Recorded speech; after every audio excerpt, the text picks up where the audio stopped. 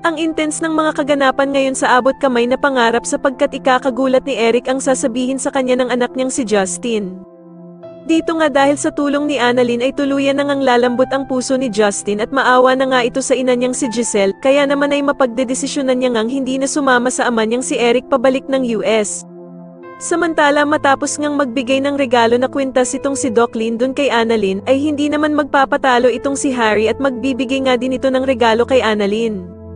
Matapos nga ang naging performance nila Annalyn at Justin, ay masusupresa itong si Annalyn dahil nga sa gagawing surprise message ni Harry habang nakasuot ito ng Santa Claus.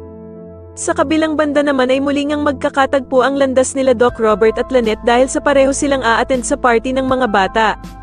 Manghihinayang naman itong si Doc Robert dahil sa hindi nga daw makikita ng ama niyang si Don Pepe ang kanyang mga apo, na sila Annalyn at Justin na magkasamang gumawa ng party. Pero ko-comfort naman siya ni Lynette at sasabihing may pag-asa pa naman daw na makita ni Don Pepe ang kanyang mga apo dahil sa buhay pa naman daw ito.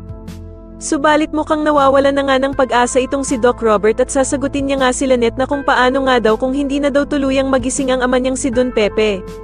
Samantala ay ikakabigla naman ni Justin ang pagdating ng ina niyang si Giselle sa party at magagalit pa nga siya kay Annalyn dahil sa kung siya ba daw ang nagpapunta dito. Sasagutin naman siya ni Annalyn na gusto lang naman daw sana niyang magkausap silang dalawang mag-ina. Pero agad namang hihingi ng tawad itong si Giselle sa anak niyang si Justin at aalis na nga lang daw siya.